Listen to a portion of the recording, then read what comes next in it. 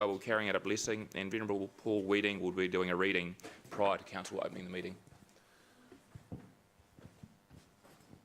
Good morning on this lovely day where the sun is shining through our windows and warming up our hearts and our minds. E te atua kaharawa koe nei mātou e whakawhetai kia koe i tēnei ata i tēnei rangi. Māu e whakatongi a te wairua tapu ki roto i tēnā o mātou i tēnei rangi. Harahi mātou i runga i te aroha e rangi Māori i tūmanako. Me te whakapono ko koe tau mātou tokatū moana ko koe tau mātou piringa. Anei mātou katoa e whakawhetai kia koe i runga i te ingoa tau mātou kaiwhako o ake ake ame. Tēnā koutou. Well, kia ora, welcome. Yesterday was a day in which Christians, millions of Christians around the world, celebrated Mary, the Mother of God, Jesus' mum. Great processions in many countries. If you've ever seen those, a wonderful colour and pageantry and good food as well, as I remember in my experience.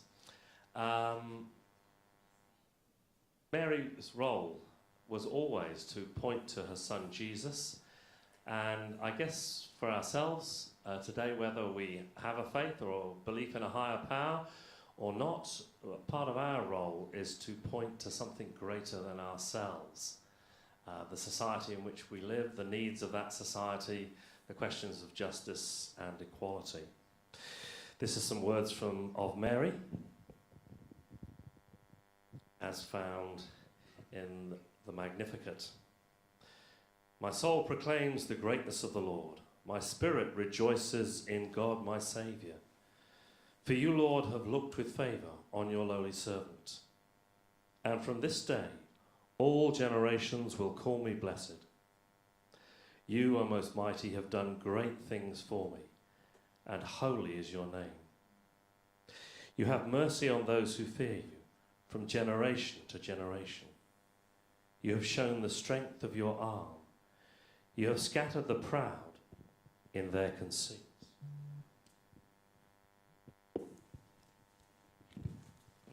You have cast down the mighty from their thrones, and have lifted up the lowly.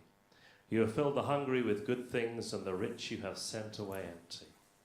You have come to the help of your people, for you have remembered your promise of mercy, the promise you made to our forebears, to Abraham and his children forever.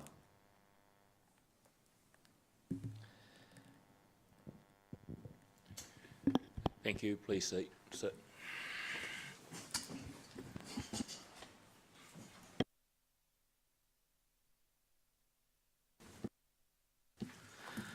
So the council meeting of Thursday the 16th of August 2018 at 9:41 I declare open. Hamilton City Council. Apologies, we have an apology from Councillor Mallett. We will be stopping for lunch today at 1 o'clock to accommodate a doctor's appointment for somebody. Is there any other apologies? I will speak to that just briefly. Yeah, I will try to get back as quick as I can, but I'm away for an osteo neck appointment, so also apologies if I scream out during anyone's speeches today. It's not because you're being silly, it's something sore. Thank you. That's my excuse anyway. Okay, moved by Councillor Marks. Yep. An appointment at 2:30. I had assumed that the meeting might have finished by then, but I suspect it won't be. So I'll just decide as the meeting progresses whether I will attend that. It's between 2:30 and 3:30. Okay. Right, so moved by Councillor Marks, seconded by Councillor Robb. All those for, any against, carried. Confirmation of agenda. I'll pass over to the Democracy Manager, Leanne. Thank you, Mayor Andrew. Kia ora tātou.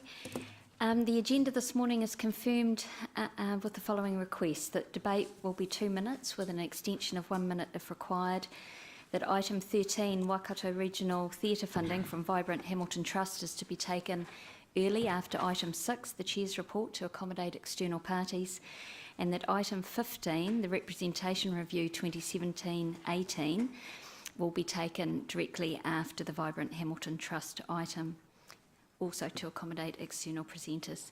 Thank you. I'm requesting and seeking agreement that standing orders debate time apply, that standing order debate time apply for the following agenda items. Agenda item 15, 7, 8, 13 and C3.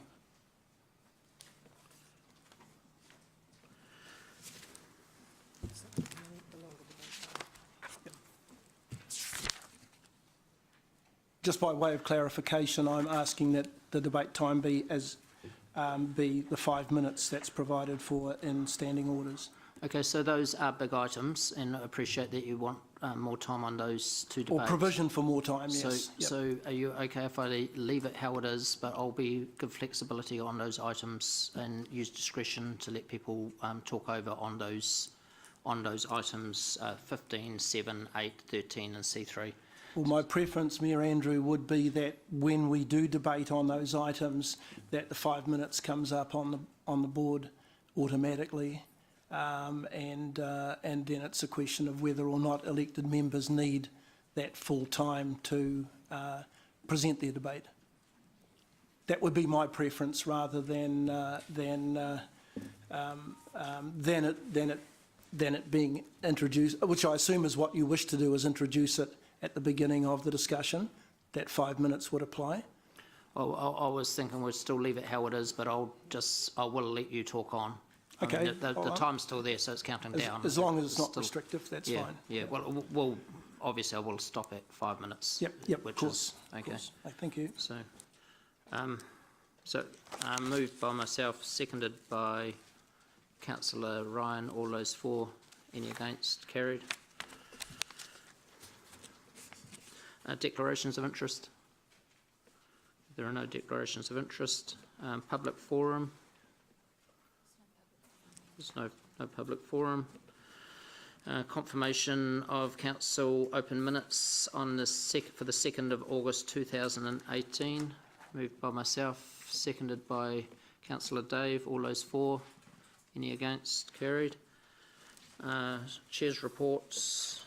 Item 6, page 18. I'll move, seconded by Councillor Ryan. All those for? And on the board, Mayor Andrew, Yeah, from me. Councillor Angela, go ahead. Just wanting an update on whether all of the parties to the Waikato Plan have agreed to all of those recommendations. Blair?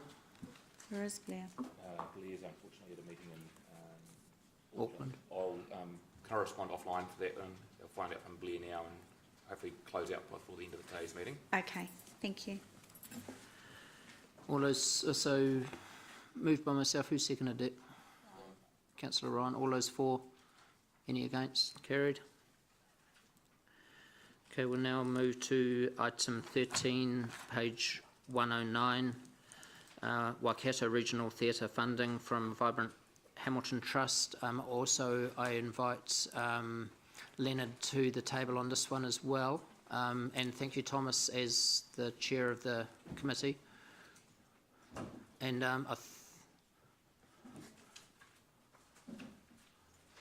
if we could just start with Leonard giving us he's just going to give us an update of where momentum is with the theatre project. And very, very quickly, please, because it's a little bit off topic, but it is tied up too, so I think it is appropriate. Okay, I received the Momentum team. The governance panel received the presentation on Monday afternoon of the preliminary design issue, so I've seen that. It's looking fantastic. We've still got to absorb that. I'm ready for a presentation to the council in more full depth. I think it's next month or in a few weeks' time. But it's good. I have got one image I just want to put up there to say, hey, this is heading in the right direction, which is going to show up any second now-ish, maybe.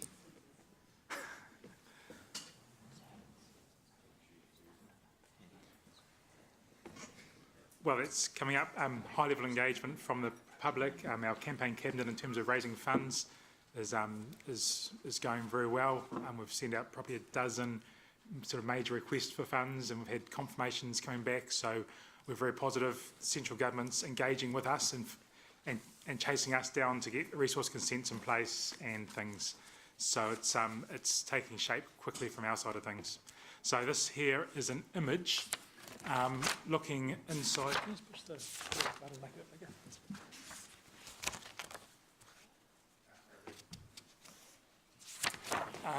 Looking inside the foyer,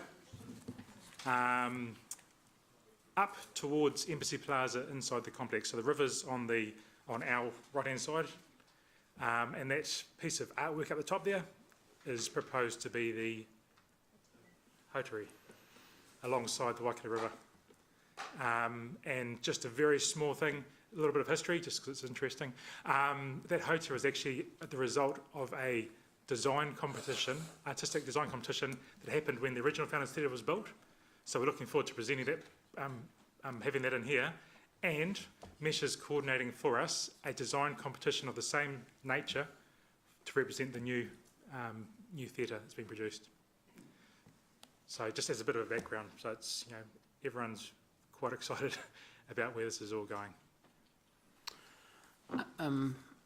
And could I just prompt you to remind us on who's underwriting this project and where council stands as far as the money they're putting up and whether that's capped at that amount?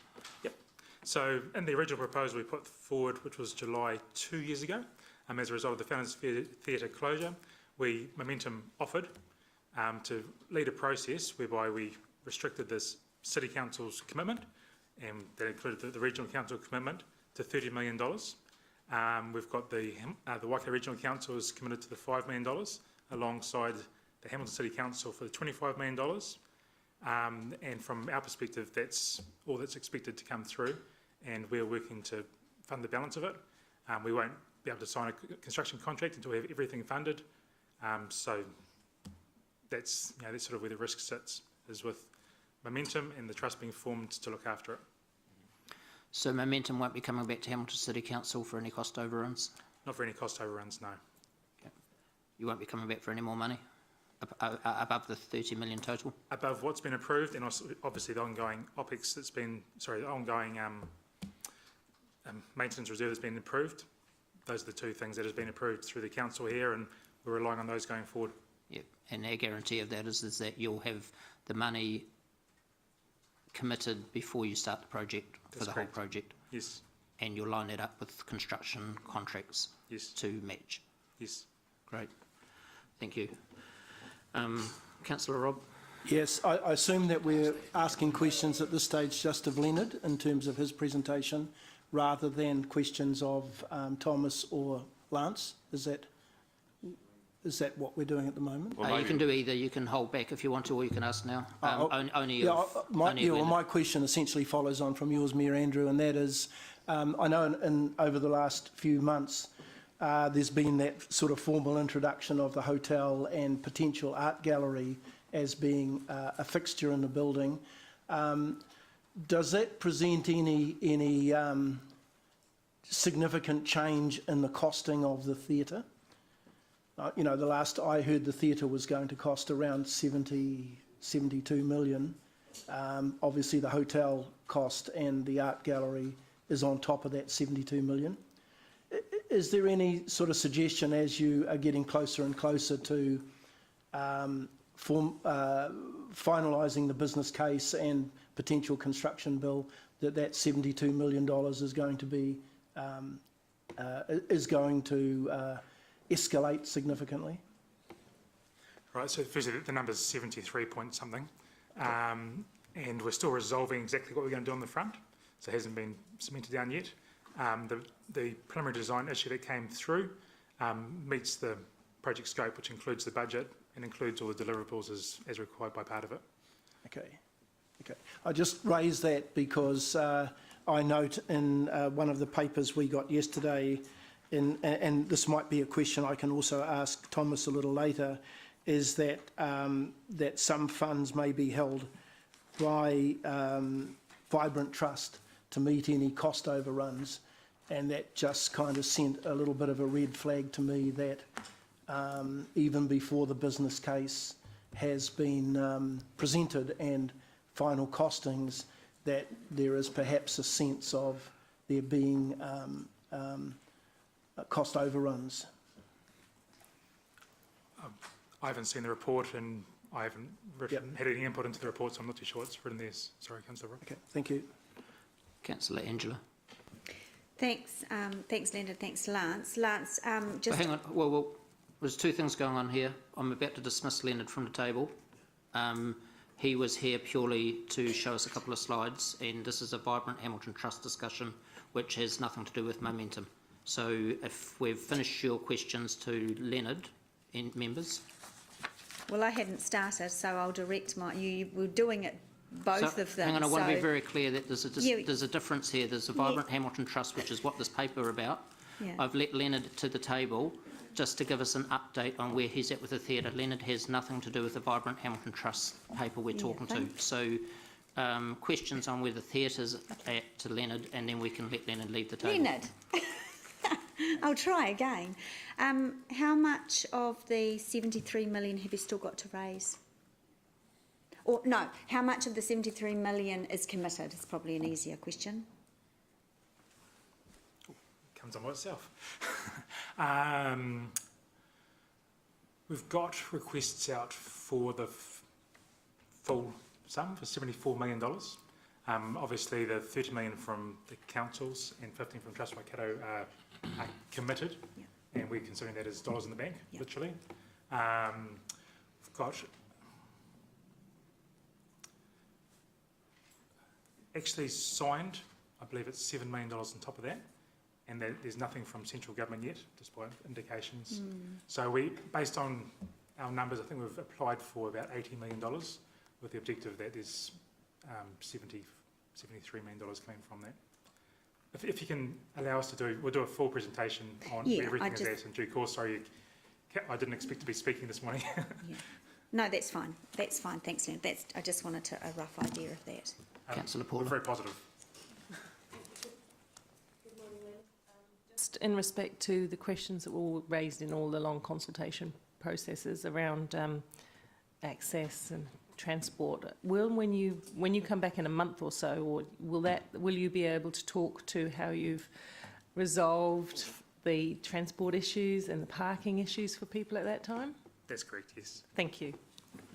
Councillor Mark. Hi, Leonard. Just briefly, are we still on time? How's the timeline looking for it all? Yes, we are. So can you just remind me of, when the spades go in the ground if all goes well? Spades going to the ground. Probably the easiest thing is we're still looking to open this thing in July 2021. Right. Okay, thanks. Well, thank you very much, Leonard. Just want to once again reaffirm we're very proud of Momentum for picking this project up on behalf of the city, and really pleased with progress so far. So just thank you to you and your team, and also those that you're talking to who are donating to this project.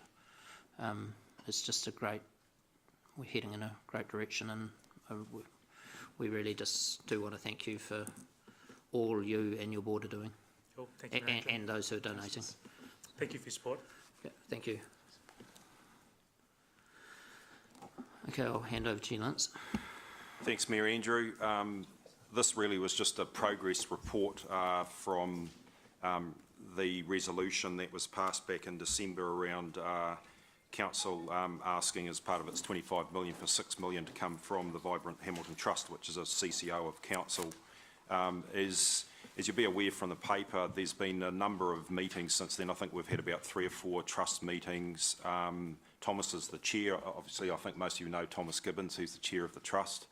And the trustees have just been working through probably the mechanics of how the actual grant can be made under the trust deed, and there's some information in the paper about that, and we've gone to Tompkins Wake, have given us some advice on the options that were available.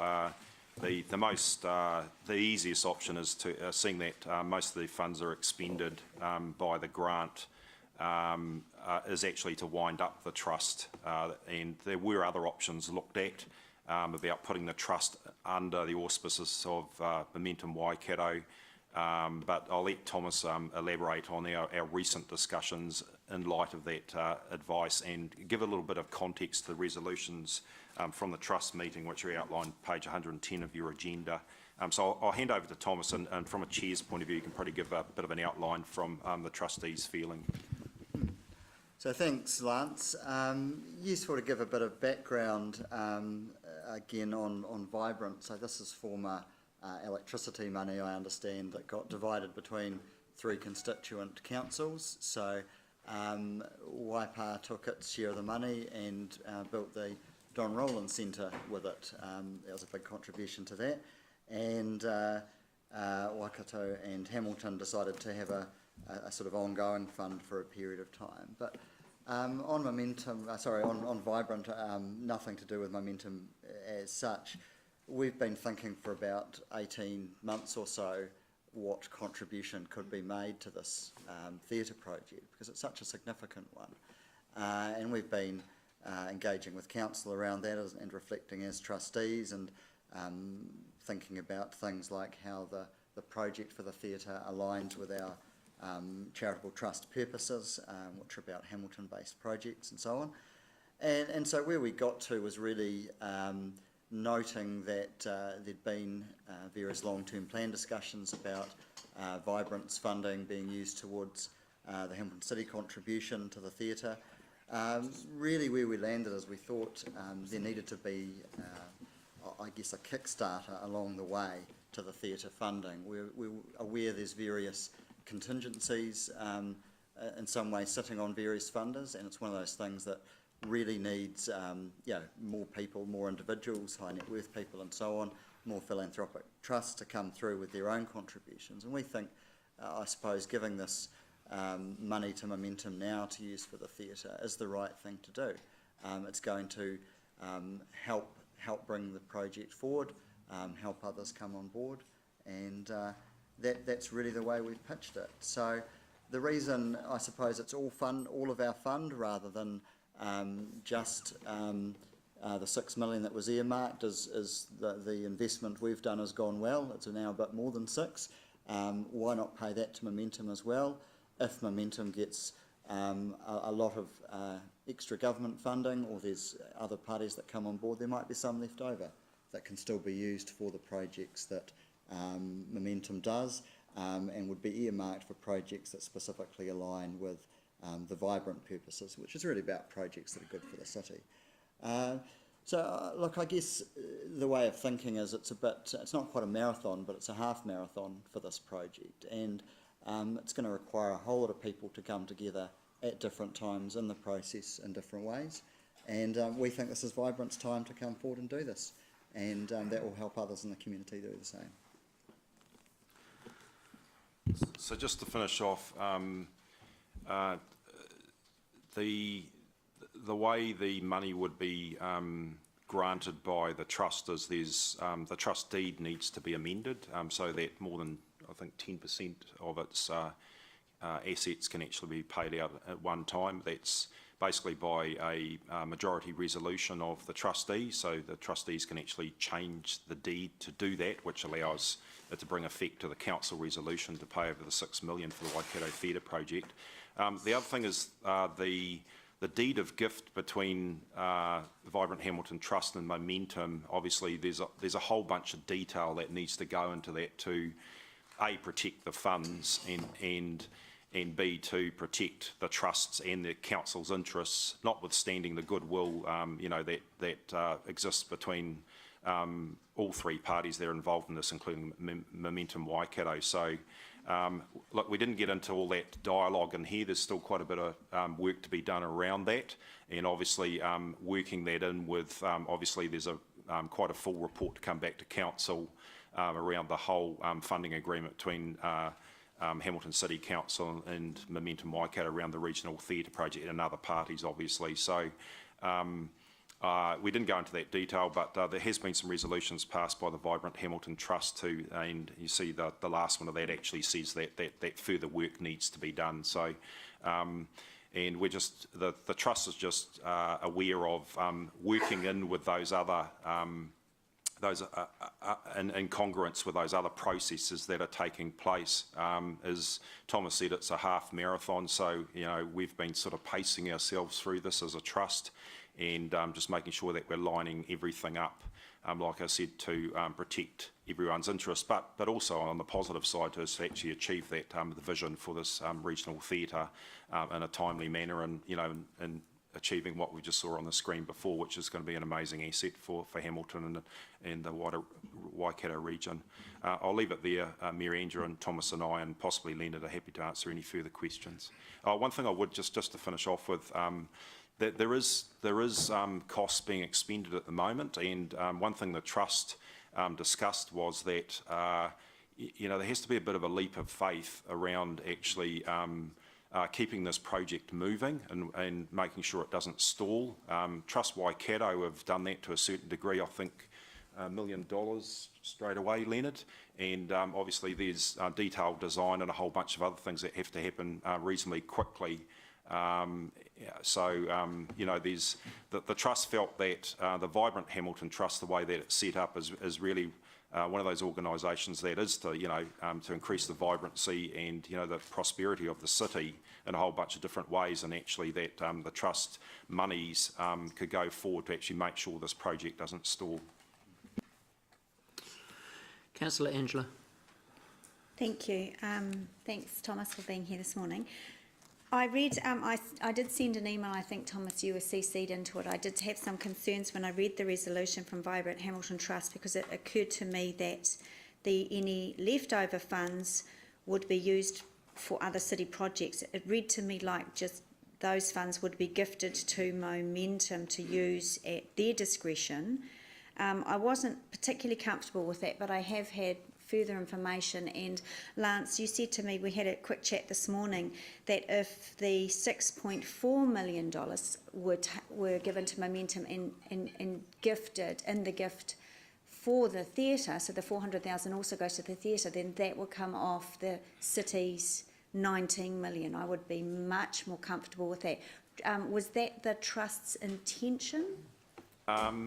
Yes and no, to some degree. That would be an advantage for council, but the other thing is the extra 400,000, as Thomas said, that the investment portfolio's done reasonably well over recent times. Is that the devil in the detail of the gift, the deed of gift between Vibrant Hamilton Trust and Momentum? It could be written that those extra funds are then distributed by Momentum in a similar way as prescribed in the Vibrant Hamilton Trust deed for city projects such as playgrounds or Hamilton Gardens or whatever. So council has two options there, and obviously the Trust makes its own decisions, but I think it would take advice from council around what it wishes to happen around that. And as you've seen, that the Trust has worked in good faith around council's resolution to December. So so the Trust is open to that advice from council going forward, and you have to weigh that up against do we want to have a $400,000 better around our debt to revenue ratio and those sorts of things, and or do we want that applied to citywide projects? Okay, that would certainly be the feedback that I would give. So after all of the money is gifted, in whatever measure the Trust decides, ultimately the Trust won't have funds, so I'm assuming is going to wind up, and that will have its own process to follow. That will also have some legal costs. So in the deed of gift, we've spoken to Kelvin Eglinton, the CEO. Momentum's agreed that they would pick up those costs. It's 20 or 30K for you have to appoint a liquidator, and they would leave $1. We would leave $1 left in the trust fund, because then the liquidator has to. It's not the trustees who apportion the final monies, it's the liquidator, and if there's $1 left, they can give it to some other charity. So that's, or it might be $10. So that's the process, and that's the advice we've had. It's probably the cleanest way to do it, just process-wise and legally and cost-wise as well. And the trust funds, it is cash?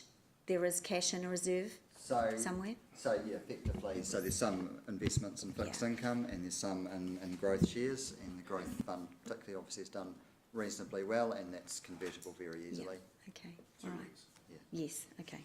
Excellent, thank you very much. Councillor Siggy. Thank you, Mayor Andrew. Thank you so much for your report. Look, just a clarification on page 109 is it says after an uncommitted 5 million contribution from Waikato Regional. So is it committed or uncommitted? It was uncommitted, but it is now committed. It's definitely committed. Yes. Cool. Thank you. That's all. Thank you. Councillor Robb. Thanks, Chair, and thanks, Thomas, to you and your fellow trustees for the work that you do for the city. My question is around, you know, your and the other trustees' role as, and in this case, where a substantial amount of the trust fund, in fact, all of it, is going to one project. And I'm not necessarily being critical of the merits of that project, but do you, or have you considered the many other beneficiaries in the city in terms of the decision that the $6.5 million fund, that it's appropriate that the whole of the $6.5 million fund goes to one single beneficiary? So could I just interrupt there?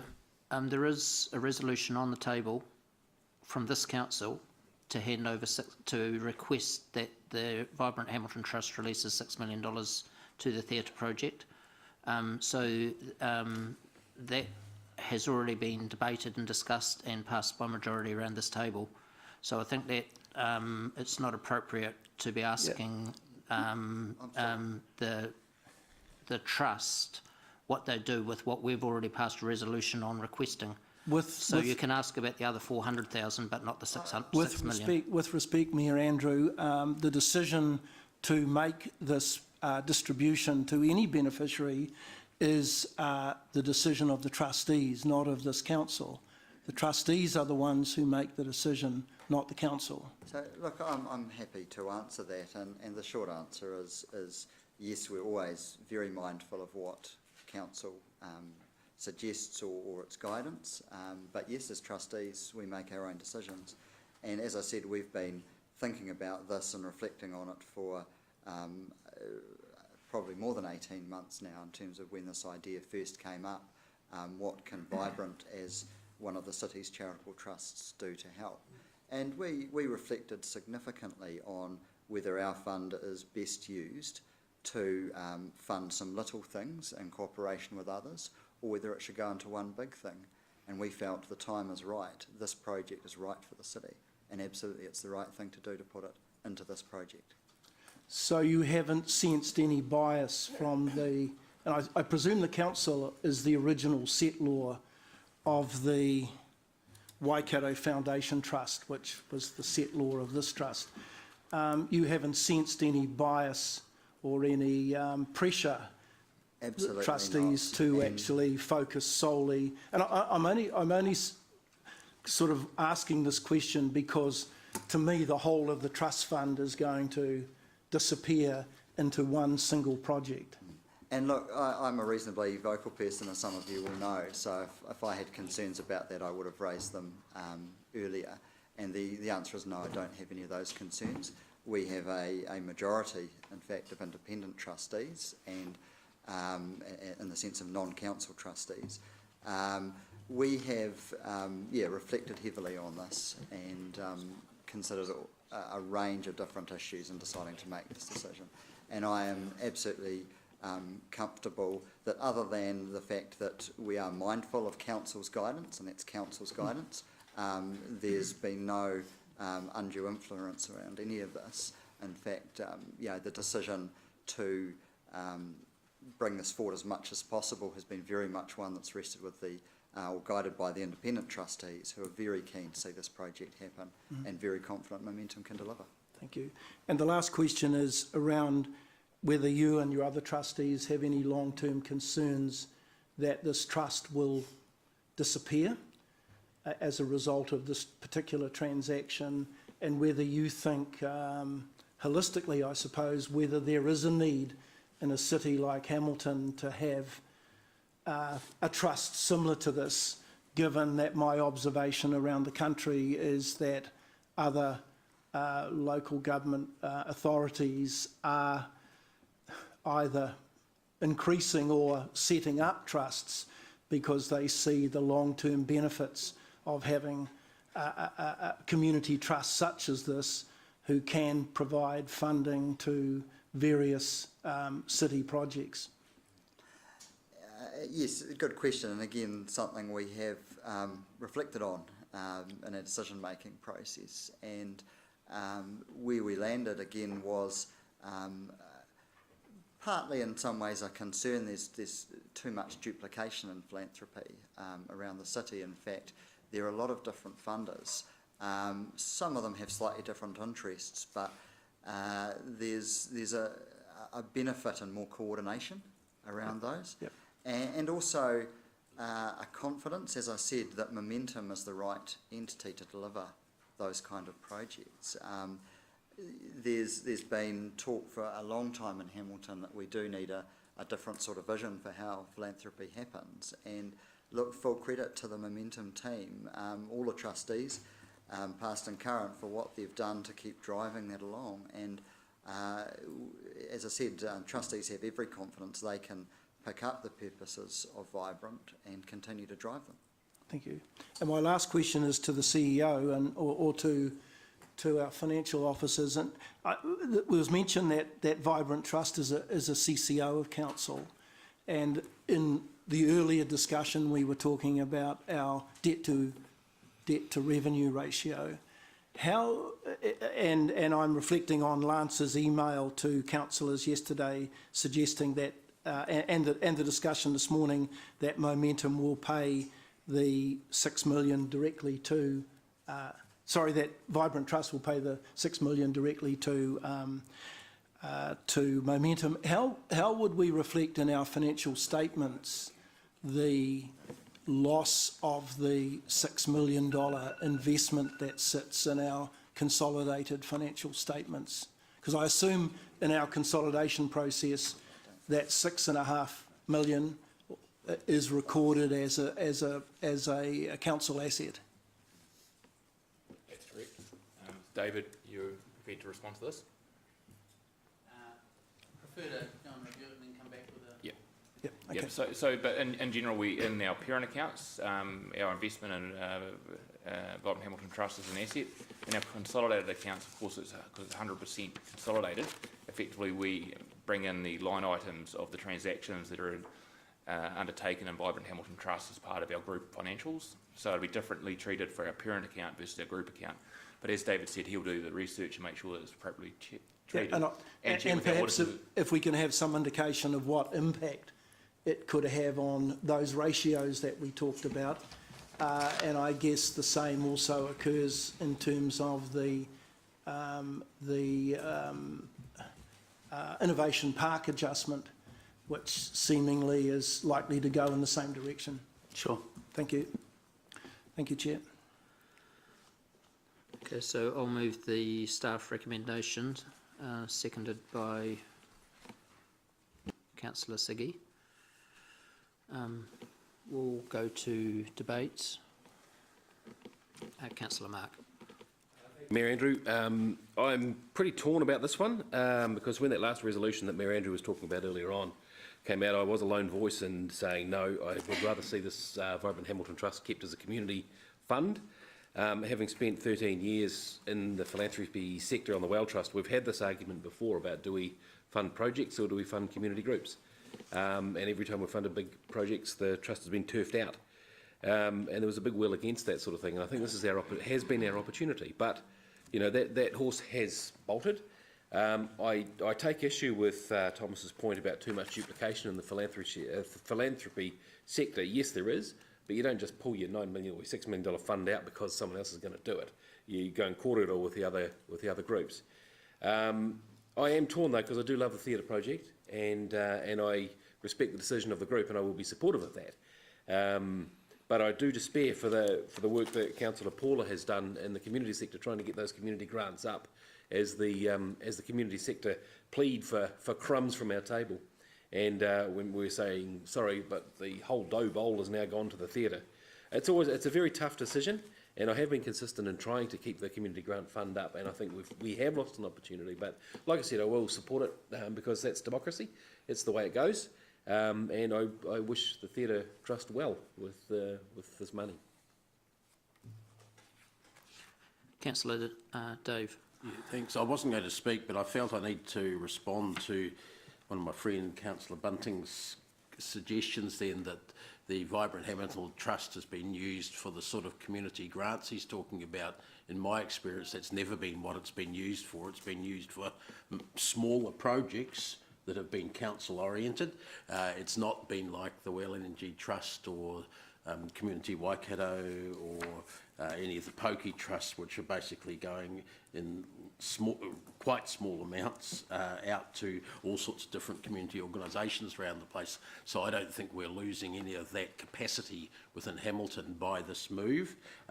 If it had been another trust winding down, Well Energy Trust or something like that, you would have been right, I believe. But in this case, this has always been a council fund, basically an extra bit on the side that arose just the way that Thomas explained at the start. It arose out of a council share of a public utility, and it's been used for council projects. Councillor Paula. Thank you. Very, very supportive of the theatre, and we're all in now. We're all in for the theatre. I was a bit concerned to hear some statements like make sure the project doesn't stall. I was thinking, I hope it's not just relying on this kind of thing to stand up, because we all want it to be successful. So I'm not going to vote against this. The bit that makes me slightly more uncomfortable, because I accept that the decision was made by council to move the 6 million, is the additional money and the overall liquidation of the trust, because then I think once, sort of along the lines of Councillor Bunting, once something is lost as a fund for the council for public use, it's lost, it's gone. It's, all right, yes, it's gone into a really amazing project, but that's it, that's the end of the line. So I do feel a little bit uncomfortable about that. Having said, a little bit soothed by the what Thomas suggested, that they had really debated and considered the other potential beneficiaries of this. And so that makes me a little bit more comfortable. But this is, albeit in the hands of a trust, it is really public money. And my personal preference would have been to allow the public to have a little bit of a think about what they themselves wanted to do with that money. And I don't think that part of the step has really occurred as well as I would have liked. But I'm not going to stand against this, of course, because we're all for making this theatre the most successful theatre that it can be. Councillor Deputy Mayor Martin. Yes, very briefly, I just want to compliment the Trust on their work, and I think what is very appropriate, critical strategic thinking. I notice one of the objectives of the Trust is look at the economic, social and cultural development of our city.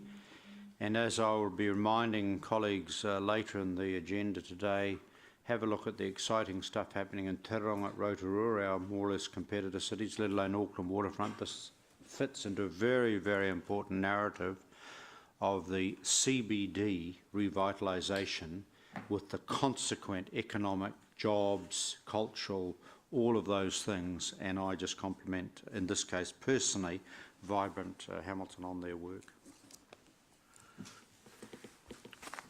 So I want to acknowledge the independent members on Vibrant Hamilton Trust, Malcolm Brooker, Thomas Gibbon and Lynette Flowers.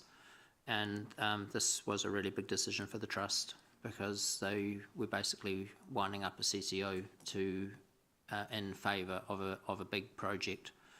And I particularly, there was an understanding at the last meeting of the trustees that this project was going to stall, because there was a whole lot of money lined up that had been promised but who is going to kickstart the project and put in a substantial amount of money to then kickstart this project, get it going down the road to a point where other people who had pledged money felt comfortable enough to start releasing their money. And it was almost a deadlock, and it was a matter of somebody taking the initiative. And that really came out of debate led by Lynette Flowers and the rest of the board of trustees realised that what she said was making a lot of sense, and that's really why we've got to where we are today. The agreement of the board was to get this money cashed up this month, because a lot of this funding is in international markets, and there is we didn't want to have an international event that locked our money up, and we couldn't get it out either. So I think the mood of the board was to move very quickly after this vote if it goes through, but it would be ultimately the trust has already made the decision in this case anyway, and to release this money and get it through to Momentum in a cashed up state in New Zealand dollars as soon as we could. So that probably filled you in on a bit of the background as to the mood of the trustees and how we got to where we are. So we'll go to the board to vote.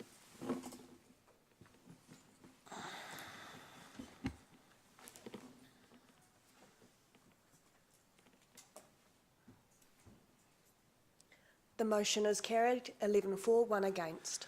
So could I just, Lance, could you just ensure that the mood of the trustees gets carried through and that this money does get cashed up as soon as possible? I know that the chair's left, but we just need to... Yeah, we'll be working closely with Momentum to keep things going, so, and the trustees, yeah. Yeah, lovely, thank you.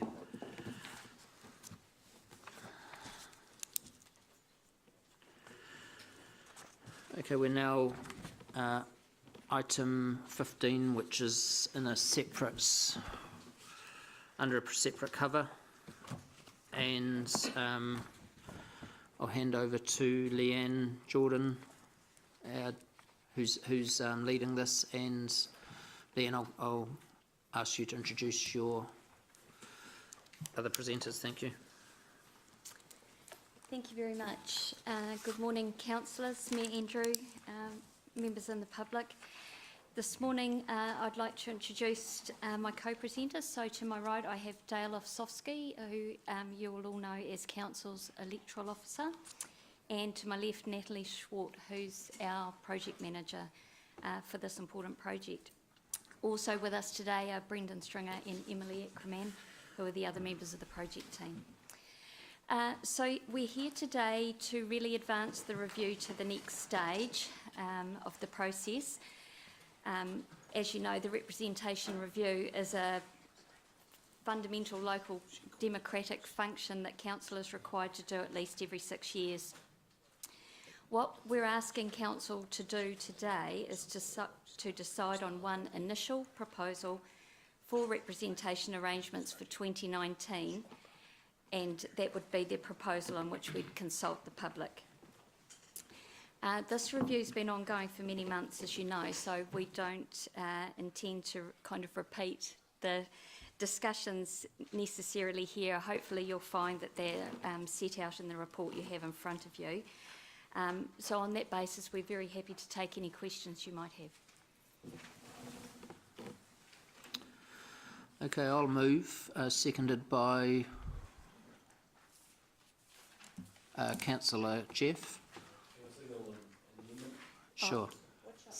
Yeah, sorry, as Governance Manager, can I please just ask, you'll all recall that we've framed the resolution as an either or.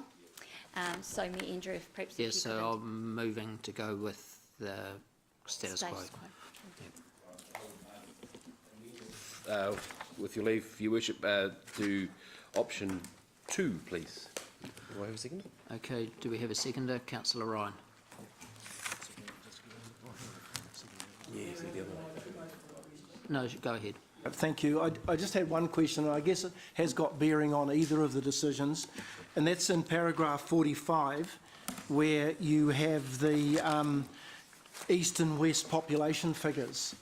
And it just occurred to me, and it's the first time I've seen those, so I don't know whether they were in earlier discussions, but was one of the considerations whether or not, given the math around the populations of that, if we went for option 1, that maybe we should have 7 candidates in the east and 5 in the west?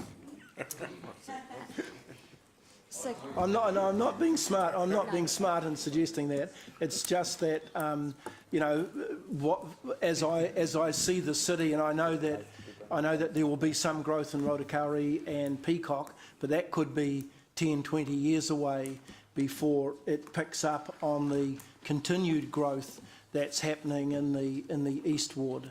And if we are resolute in continuing with the 2 separate wards, shouldn't we be doing what nationally they do? Because I know part of Hamilton West is now encroaching on some of the growth areas of Hamilton East, as far as the national elections, as far as the national elections are concerned.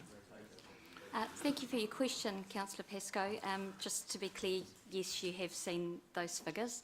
And ultimately, the decision about the disbursement and the spread distribution of councillors is your decision.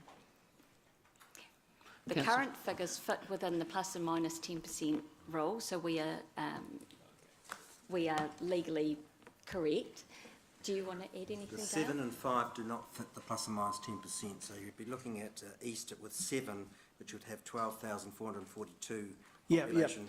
So it doesn't fit. I'm just looking at the fact that the growth is still happening there, and by the time 2019 comes around, when if this is the rule for the next local government election, we may well have exceeded that 10. But it was an observation more than a request today to necessarily look at. And I think fair point, Councillor Pascoe, to the extent that you know, this process is bound by the point in time Statistics New Zealand population data that we need to use. Thank you. And that's why we reference in the report the opportunity potentially to realign both the method of voting system, STV first past the post, which council is required to consider in anticipation of 2022, because we'll have the next set of census data, so that another 3 years presents another opportunity for council. We don't have to wait 6 years. Yeah. Okay. Thank you. Thank you. Councillor Rob, there is a spare seat on the west with the Westies if you want to jump ship now. Shall I? So I have 2 votes. Okay, so we're going to debate. Are we continuing with questions? Okay. Sorry, I thought that was the only question. I thought you were lining up for debate. Go ahead. Oh, no, thank you. Just a very quick question. The reason we've got the 2 options is because there was no clear, definitive decision of those who participated in the consultation, isn't it? I mean, it was all quite... over the place, Yeah, it was all over the place. It was quite, So really, it's 6 and 2 3s kind of an argument. But what I wanted to know is if we went with awards at large, given the way the voting patterns are, how likely or possible is it, this is probably a really complicated calculation, how possible is it that you could get, say, 8, 9 candidates elected on the east and less on the west, based on voting patterns? Because that would be an unintended consequence for me, which I wouldn't want. Well, of course, it is possible. It is entirely possible. And every election throws up different issues and things like that. So if you have it at large, then it's quite possible all councillors come from one area or one suburb even. Yeah, I mean, I appreciate that we do represent the whole city. Hang on, it's just questions, not opinion. We'll come to debate. I hadn't finished my question. Okay, so, yep. But at the moment, with the present way that the trends for voting, there is a little favour to more votes coming in from the east, isn't there? Okay, thank you. Councillor Martin. You just made a mention before that the next council could actually, revisit the wards, the process based on updated census figures, updated projections, growth figures, that kind of thing, even whether we eventually seriously give consideration to a 3-ward system because of communities of interest, also STV. To what degree in our statement of proposal can we indicate in our information sheet that we're recommending to the next council to actually have a review in the next term? Because I realise that the next council is totally the author of its own destiny. We have no authority at all. But as part of a discussion, how much could we legitimately put in as part of the explanation booklet? Status quo at the moment, but we recommend next. I don't want to hear your opinion, Yep. Deputy Mayor. Just the question. No, I know you don't want to hear my opinion. You will get On a chance many at debate. issues, Your Worship, on many issues. Question is, does Mayor Andrew want to hear Deputy Mayor's question? No. No, right, thank you. Yes, answer. Okay, so the format for consultation around initial proposal is very prescribed. So the public notices, the format of that is very prescribed. But there is supporting collateral material that we put out to aid the public in understanding your proposal that could make reference to, in a very non-binding way, the fact that a further opportunity for council presents in the next to review this again in 3 years.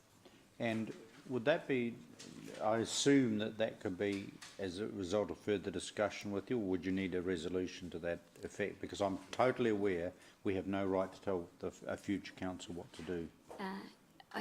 As we've discussed previously, Deputy Mayor, there is the opportunity for you to put a further motion to the extent that this council feels that it would like to prompt or remind a following council to think about this matter. Okay.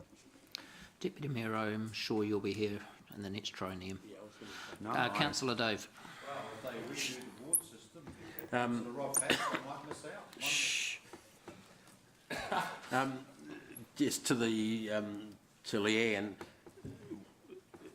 would it be correct that the extremely minor discrepancy in population figures currently there is likely to be completely overwhelmed by the growth in Rotokauri and peacocks on the West Ward in future if we stuck with wards, and maybe be a call then following the filling up of those 2 cells for extra councillors on the West?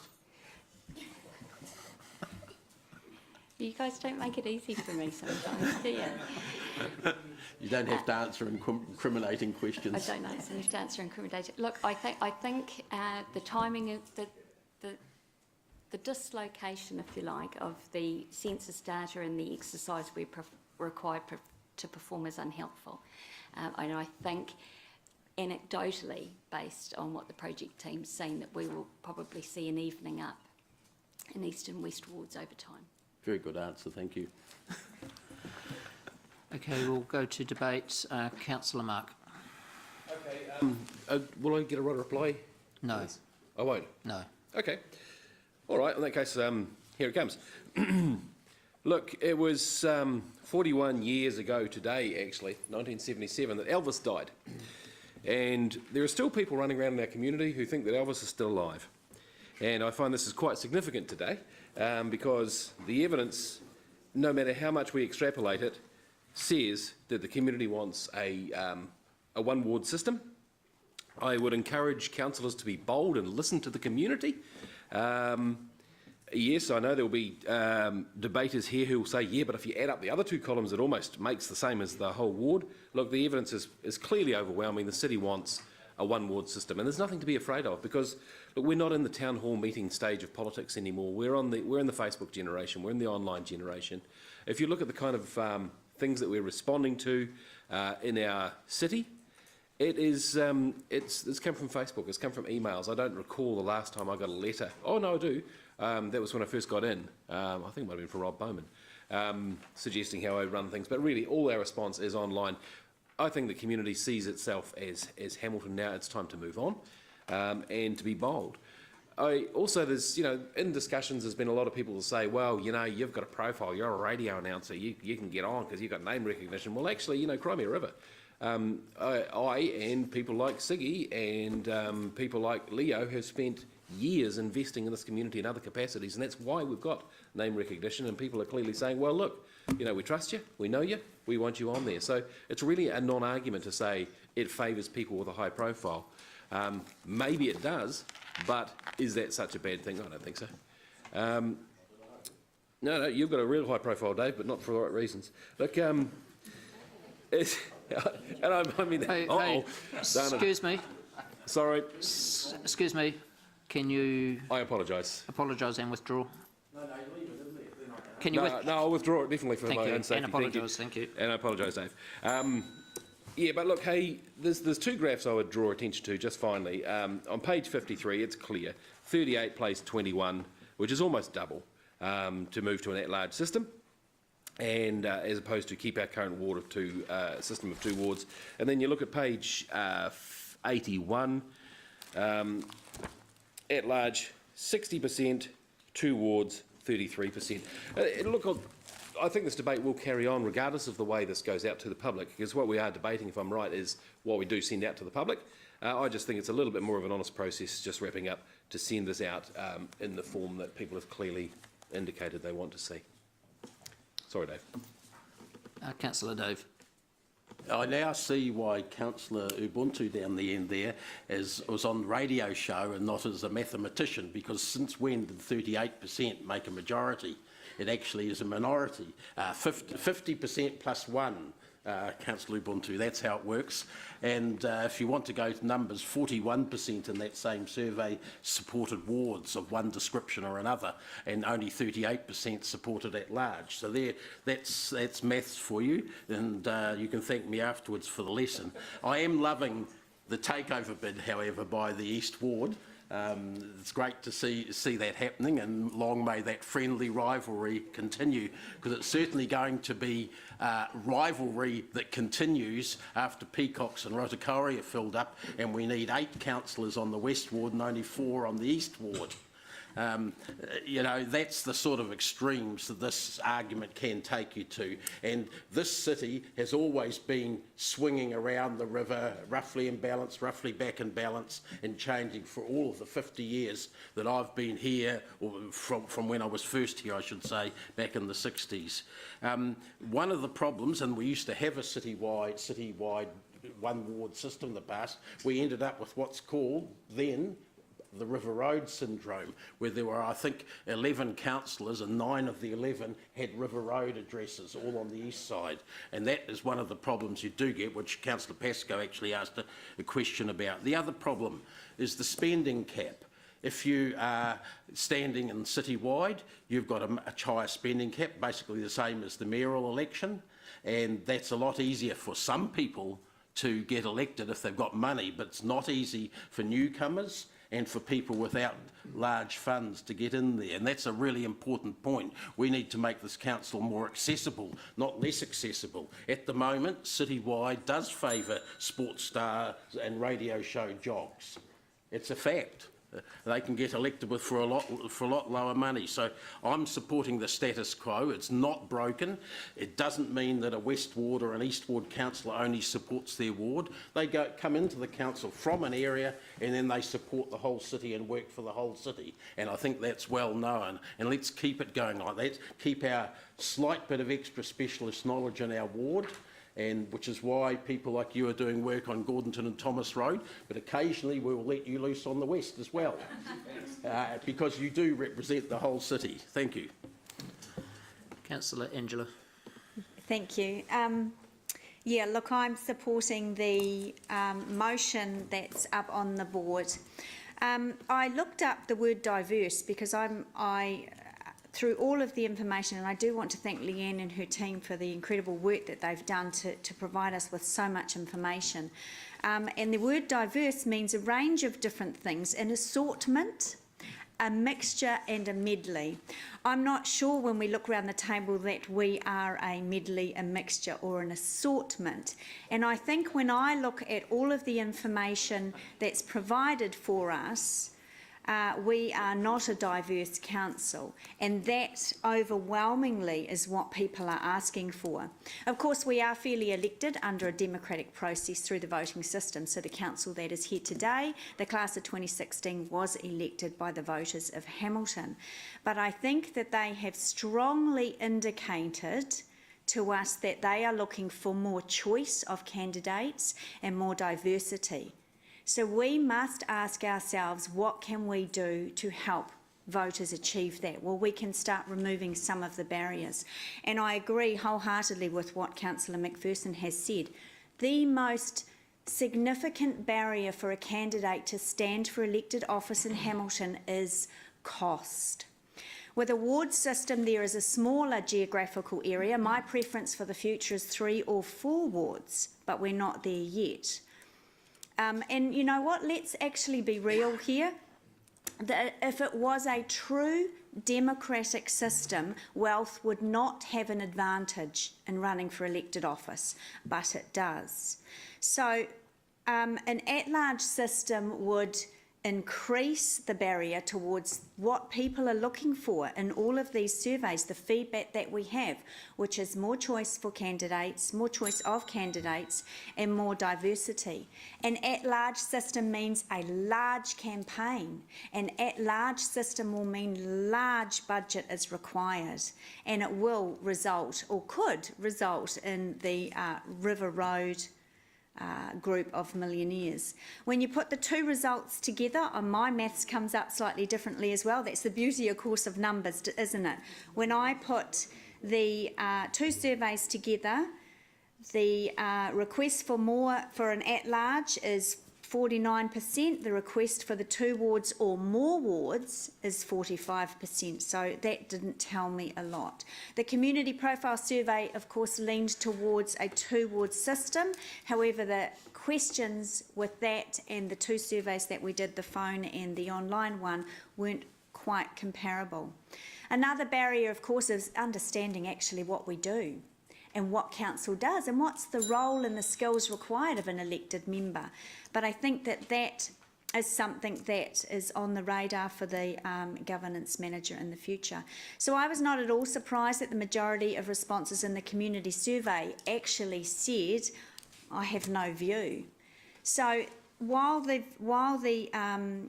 responses were, for me, fairly balanced, we need to remove the barrier, and going to an at-large system creates more barriers. So that's my reasoning for supporting 2 wards. Councillor Jeff. Thank you, Mayor Andrew. I'll be supporting the recommendation, although I will, of course, keep an open mind as we go through the process, the hearing process. For me, it's fairly simple, really. It's about how do you get the best representation around this table? How do you do it? And for me, I don't care what you say about this being a Facebook generation and online campaigning and all that. If you make it at large, you're going to make it harder for people who haven't got that much money to get on council. You just are. I should know. I'm still paying back the debts to my family members from the last campaign. And in a way, I was starting from a situation ahead of many of the other people who'd be standing. So I just think this is consistent with my vote a couple of weeks ago about Māori representation. If you want a better mix of people around this table, don't make it even harder for them than it is. So to me, at large sounds good. It always sounds enticing. But I just think you're shortchanging your electors and you're denying fair representation, because the people of Hamilton deserve to have a good mix of people around this table.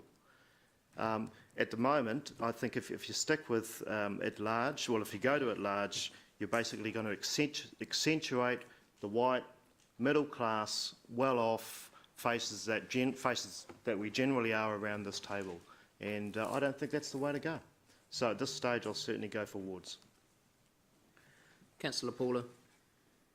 Thank you. As our other councillors have suggested, this was a very marginal difference between wards and between going at large, however you cut the statistics. So that did make it more difficult. I'm probably in a unique situation amongst members here today because I have run all 5 of my campaigns at large. Waikato Regional Council runs their elections at large for the Hamilton electorate. For that reason, I feel, well, I think rivalry is an irrelevant issue because as it is, there are some people who run for council who don't live in the city. There's some people who don't live on the same side of the city that they might run for. So the electors decide whether that person, that's not pointed at anyone, that the electors must decide if that person truly represents their needs on council. And Councillor O'Leary is 100% right when she says we don't represent the citizens of this city, not in age, nor gender, or race at all. And I am really interested in the next body of work that might go around how do we enable people to stand up and be a representative on council from the underrepresented parts of our society. And I really am keen on that. I'd also like to break down the barrier or the perceived barrier that East and West councillors only represent their East or West ward or only move in and around their East and West ward. That's not true. I'm all over the city as Chair of Community and Services, and that's the way it should be. And I know most other councillors here also are all across the city doing their business. I take on board what councillors say about the cost of election, but I think that factoring in how much it's going to cost you to run for election is irrelevant at this stage. It's about representation, not our individual wallets. And yes, it is very, very hard to put that money together. And I have had to borrow and pay back and all of that kind of thing. I have to let you know that I paid a considerable amount of my personal money last time. So I'd like to... because this is about going out to the public, I think I'm sitting, and it's so marginal, with the at-large. It doesn't do me any favours. It's the way I've always operated. My one concern, and this is the message to the public to consider when we put this out as a proposal, is that could it create that imbalance where most people, as you've said, Dave, live on River Road or somewhere nearabouts, because I wouldn't really like that to happen. But you know, we go out, we ask the public what they think, and in this case, I think Councillor Bunting is correct. From the initial feedback, that's what we've got. Councillor James. Thank you, Mayor Andrew. No, the stats aren't overwhelming for either at-large or ward system. You know, sometimes when you're even as a East Ward councillor, the amount of service requests you get from members of the public can be overwhelming for one side of the river, let alone being at large and having both sides of the river to look after. You could actually double that, and you wouldn't have enough hours in the day sometimes. Look, overwhelming response from around about 2,500 people. That's not overwhelming at all. Look, one ward, when candidates go to sit, members of the public would have a look at probably a list of 50 or 60 people that want to sit as candidates. That is overwhelming. And, you know, unless you've got deep pockets and name recognition, you're not going to get in, because it's human nature that people are going to tick names they know. And you just sit with the same old, or you could probably get media personalities or sports stars who have had far too many head injuries getting in. And, you know, they could be as thick as a brick, but they're going to get into council. So it is name recognition. So, look, I'm going to go for option 1 because I think it is fairer. Like Councillor Dave said, you could get most of the councillors coming from the East Ward, and you know, you do have an intimate, if you're the West or the East Wards, you have more of an intimate knowledge of those wards than other councillors. You know, I know the city pretty well, but if I got a lot of calls for Melville area, I wouldn't have an intimate knowledge of that area, which would be a little bit of a concern. We are city councillors, and we do look after the whole city, but still sometimes you do have to concentrate in one area to give the city your best shot.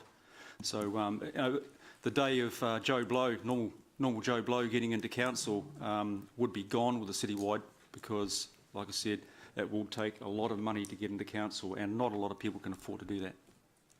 Thank you. Councillor Siggy. Thank you, Mayor Andrew. Not that long ago, I was one of these people, and some of us, not that long ago, we were the people on the outside and we were the public. And at the time, I thought, yeah, at large would be great because, and then we also rang from our home phones and straight away we were recognized whether we were east or west. And then you rang an East Council that didn't even pick up the phone. So today with cell phones, luckily they don't know where we come from. But the point is really, I think we have got a great council at the moment that really actually cares about our city, and we take turns in helping in the areas that we know best.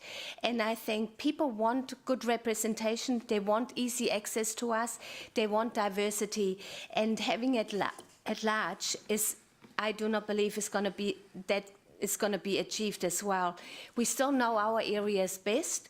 We get to know the people in our areas. We get to know the roundabouts in our areas. We get to know the streets in our areas.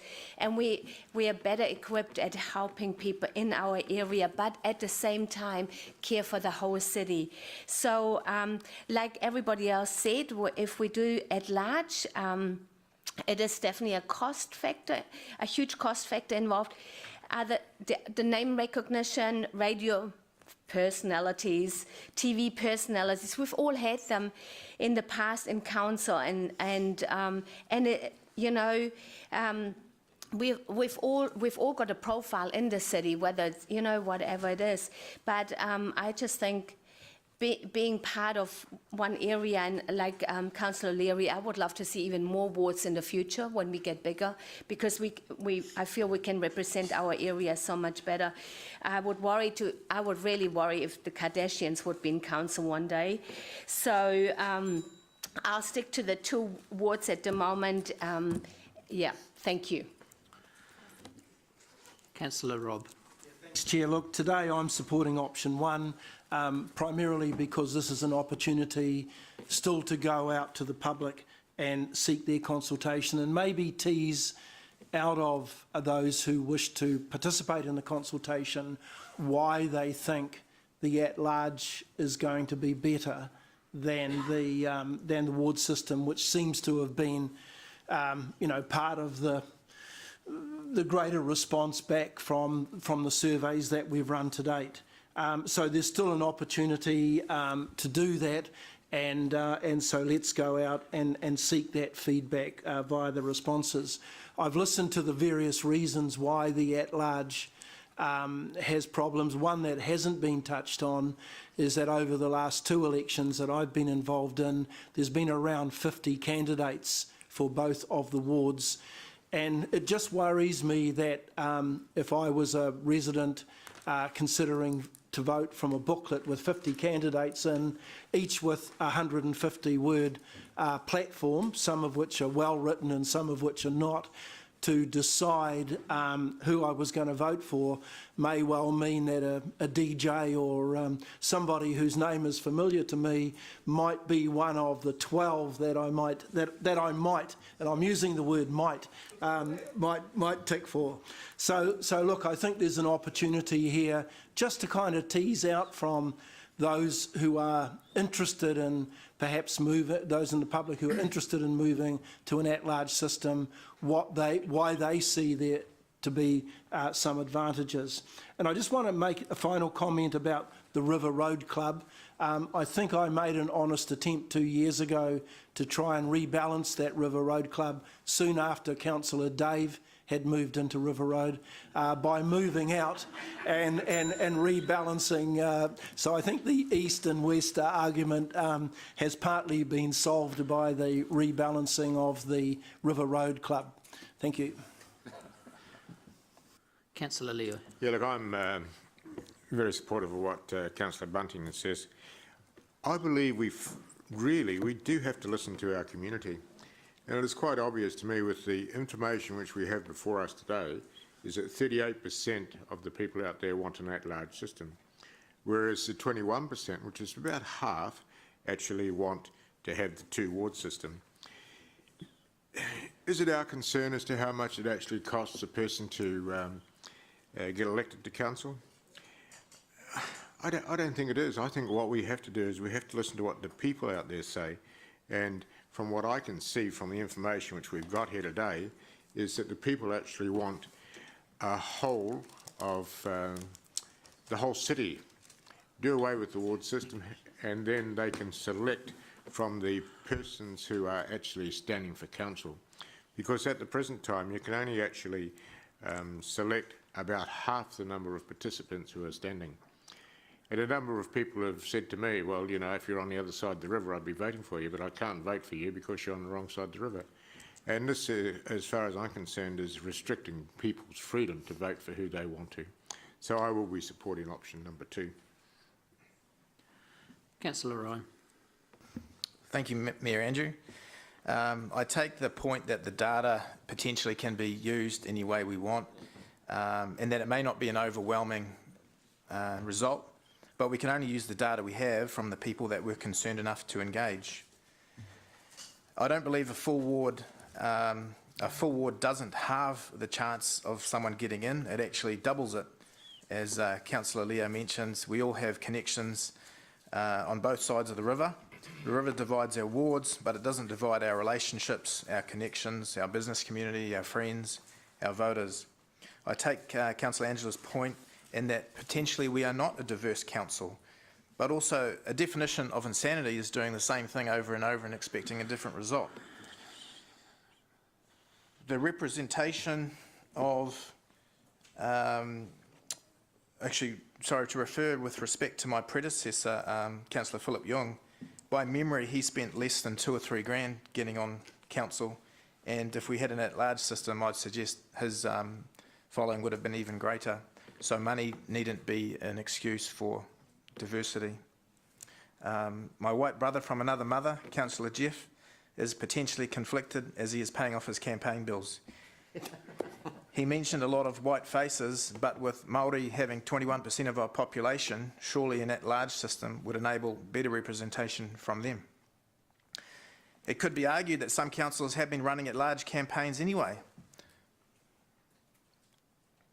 I will support the necessary of reading my own writing.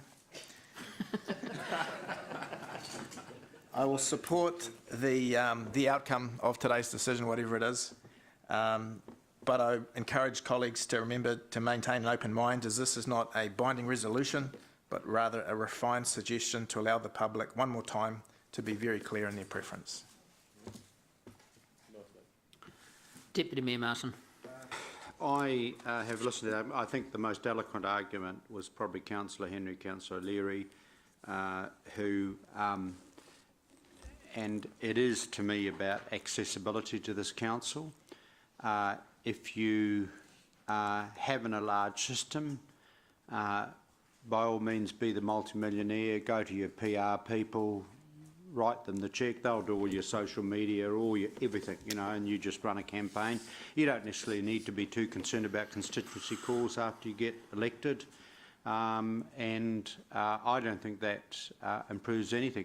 Believe it or not, in a previous life I did serve in this council a number of years ago when we had 5 wards, and I just want to reflect, for example, on the Dinsdale Norton ward, which Councillor Peter Hirakaio, my good friends David Peart and the late Jock McLaughlin Barnes, and that was a model, and they were incredibly close to their community, and they really knew, as Ziggy alluded to, the nuts and bolts, just about knew every blooming pothole in the area, but they still had the amazing city-wide division, and we had quite a good diverse council in my view at that time.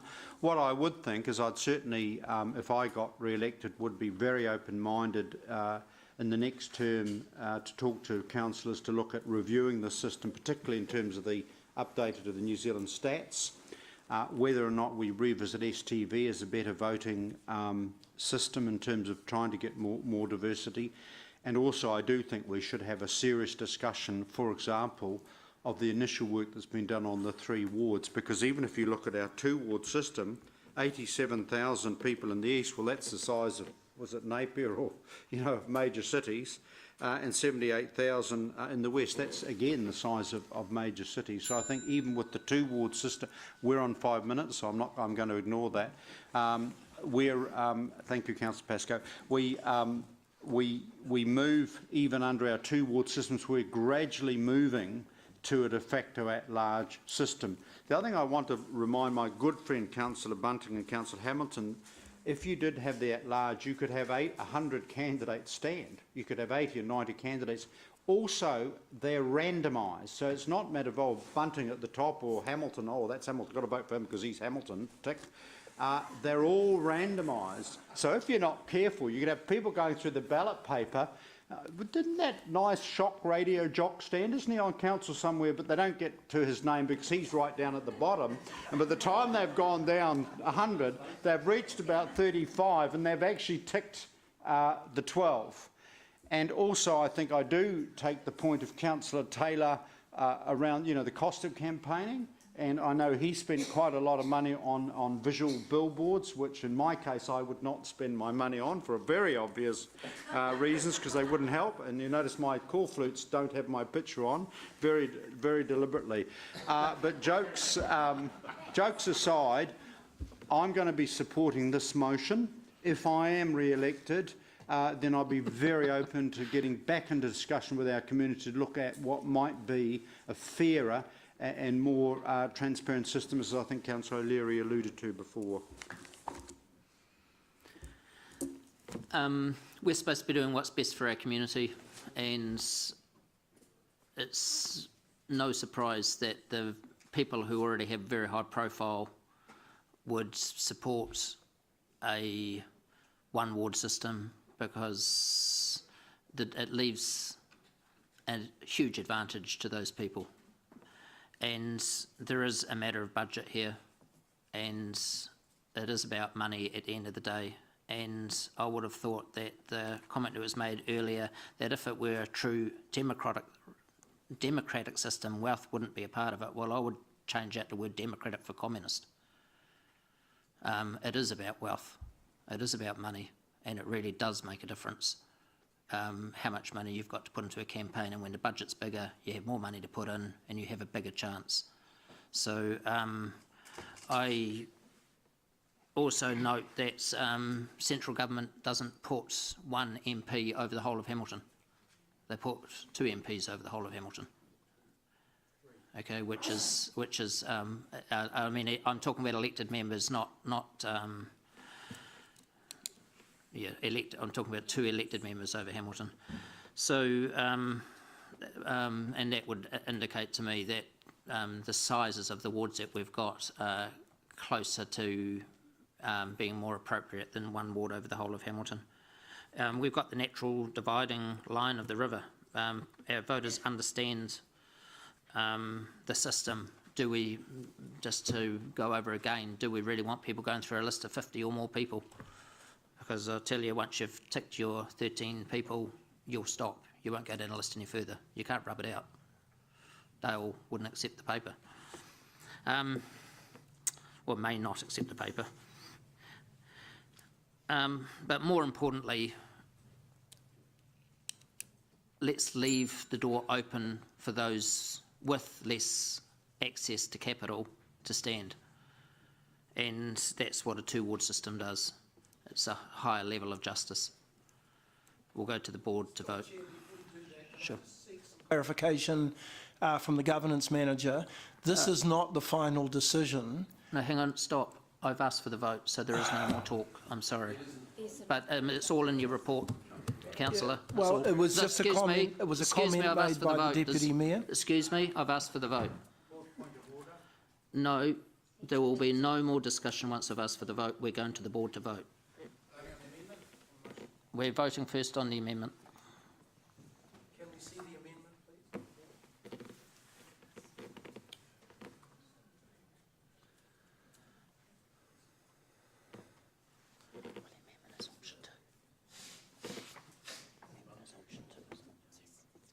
So the amendment is in your books. It's option 2. Okay? So we don't need it on the board. It's option 2, which is in your paperwork. So that's the amendment. So No, I don't want any more discussion, thank you. So, excuse me, no more talking, Deputy Mayor. So we're voting on the amendment, which is option 2. I'll just give you time to find it in your paperwork. Okay, we'll go to the board to vote.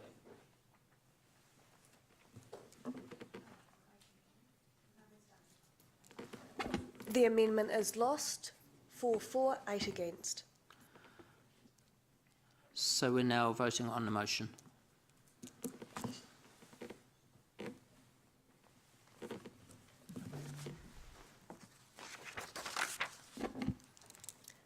The motion is carried. 11 for, 1 against.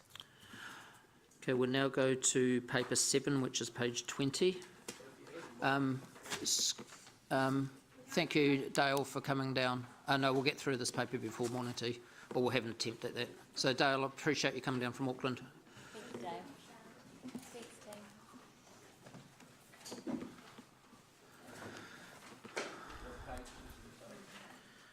Dale. So we're back in the other book, page 20.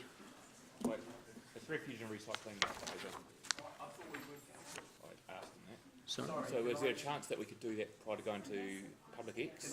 Oh, That be done last, so that we can move that into the public excluded point that's related. to flow into each other. Okay. Yeah, we had discussed that before. Yeah, that's fine. So we'll go to, sorry guys, we'll move on to item 8, which is page 54.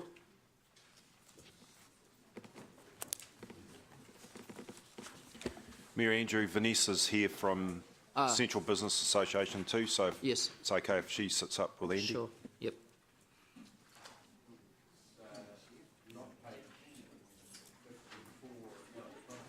Help them.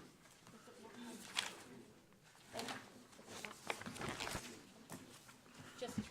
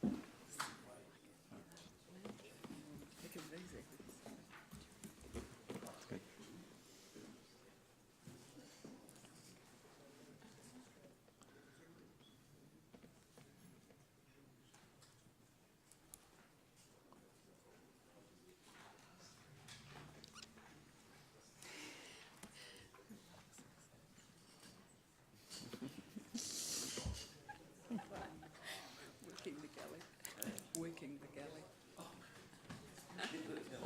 Always. Okay, so thank you all. Cool. Kia ora, councillors. Thank you for your time today. I take the report and the proposed agreements that have been read, but just want to bring your attention to a couple of things. One, attachment number 2 is the proposal that Vanessa and the Central Business Association put forward to the 10-year plan. The process that we have outlined through in my report from point 8 onwards indicates that upon agreement of councillors to what the SLA would look like, we will work together as staff from council and HCBA to get a program of events that we are really comfortable with.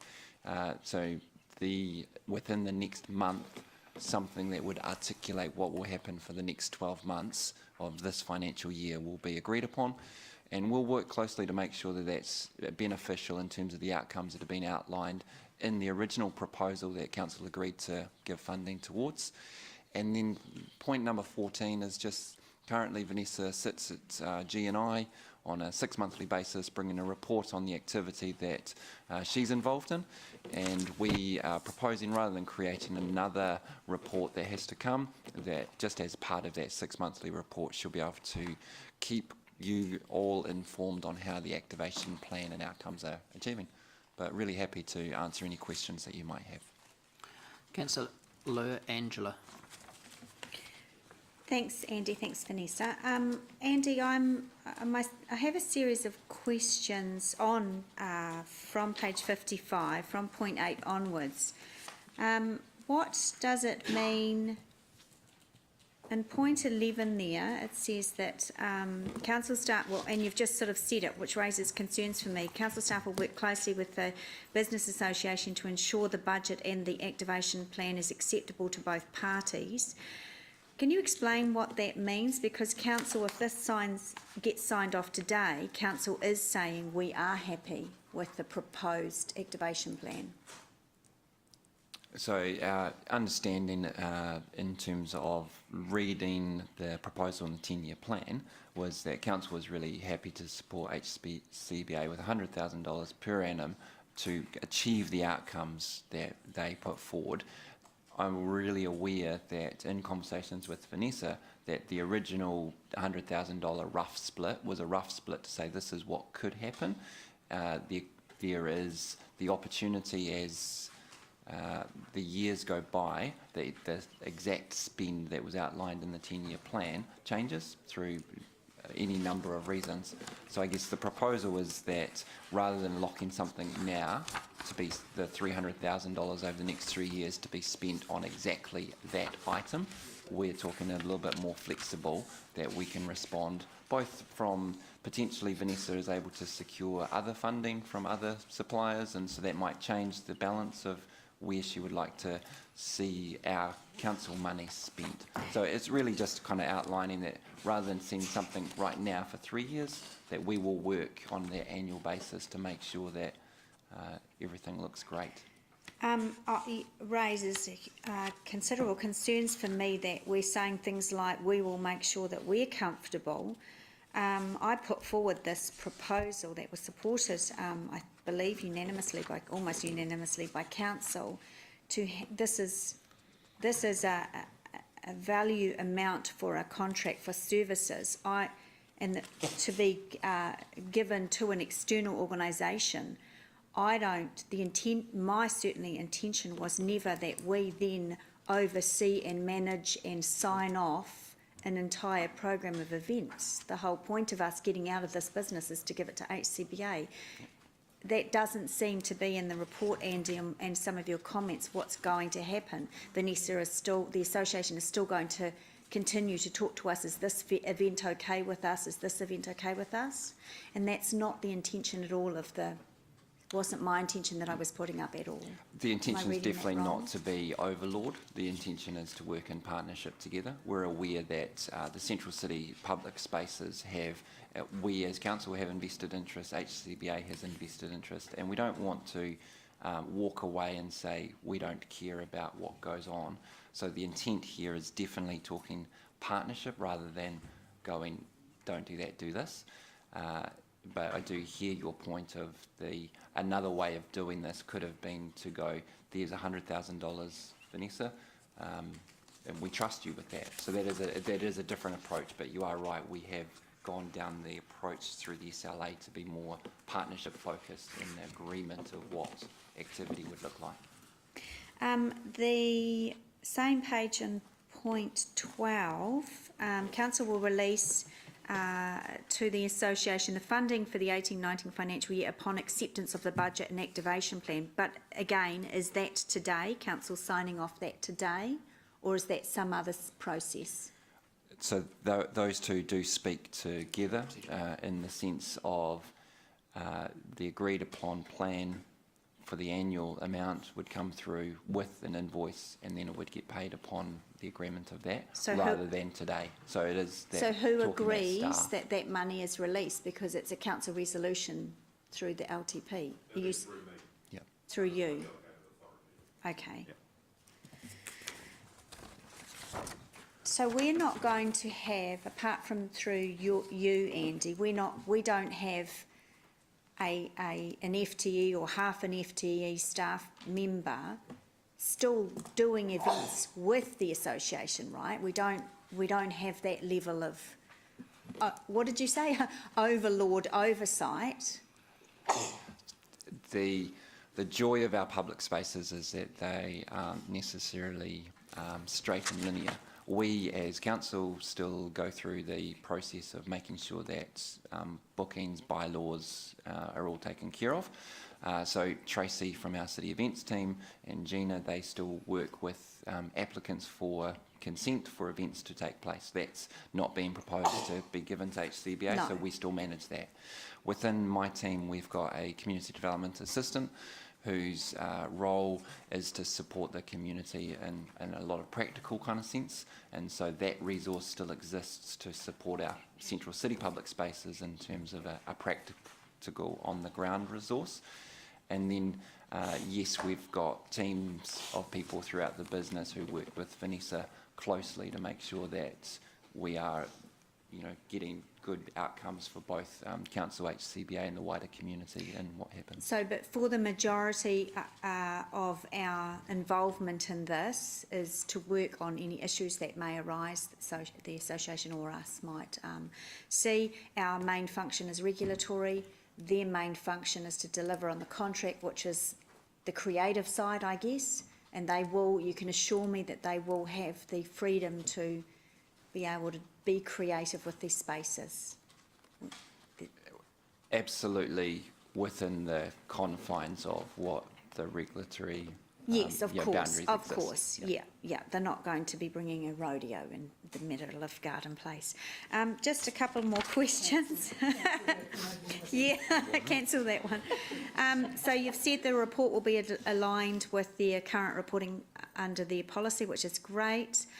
Page 58 on 2.3, just the other funding, and this is in the service level agreement, that they shall inform the council of any funding it receives from any other source in relation to the activation plan. Wouldn't they be required to do that in their regular reporting, or are you saying the association's got to pick up the phone and say, hey Andy, we've just secured $10,000 as and when it happens?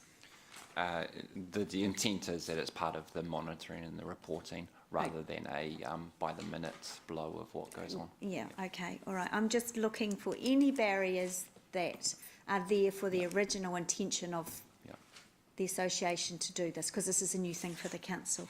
I just have a query on page 58, and actually it's just in the language here. We're calling this sponsorship money and sponsorship agreement terms, but it is a service level contract. I'm wondering if we're mixing up our terms here.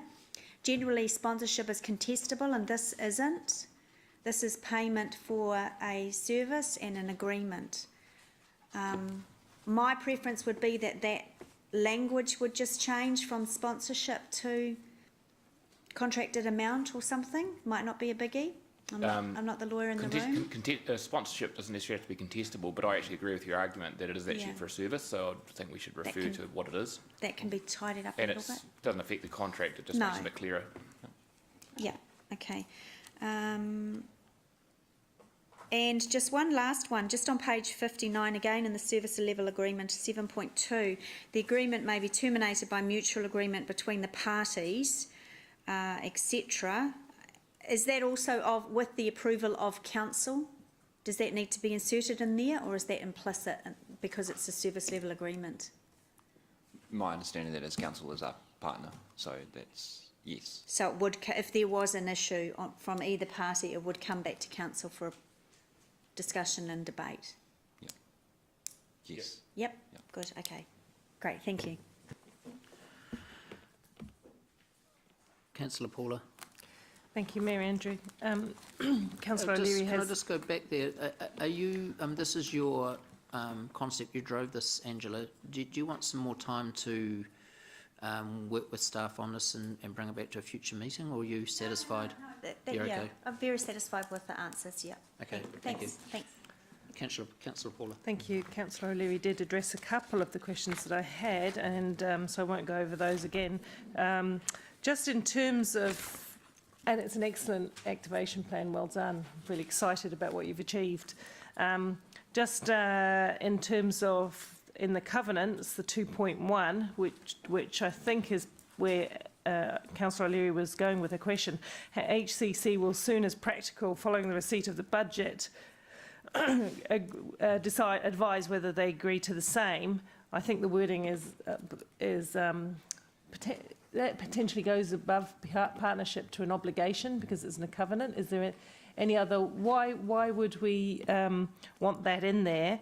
And especially as we've got 7.2.2, which says HCBA for termination, HCBA does not deliver the benefits set out in the activation plan. So provided they're working within the scope of the activation plan and they're keeping within budget, what other considerations, we're not specific, but we're going to give approval? Just trying to order my thoughts slightly. Sorry, I know. Mine I do appreciate the question. So I do return to what I said to Councillor O'Leary. The intent of this is that we work closely together, and I am aware that there's opportunities for us to work better together as council staff and HCBA. And so part of the 2.1 is allowing that really upfront, transparent set of activity or events. So things are possible to be flexible throughout the course of the year, but actually when we've got agreement both from HCBA saying, Council, this is when we expect things to happen, that gives us opportunity to be prepared and responsive to HCBA's creative needs. More so rather than it's not just for council to go, we are making the decision here.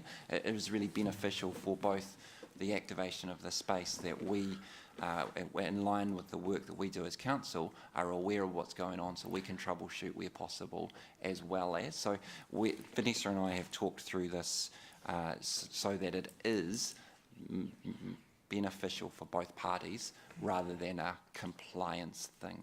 So Vanessa has agreed to the wording, or was comfortable with the wording as it was in 2.1, because I think it's the word agree to this, it's the clause agree to the same, which doesn't really capture what you're saying, but anyway. I appreciate this is a legal document that's been through our procurement and our legal teams, and so some of the wording, it should capture fully the thing, but I do want to assure council that throughout the conversation, post 10-year plan decision, it has been about how do we work together for the benefit of our public spaces being activated so that our local businesses have greater economic return and visitors experience a greater level of enjoyment.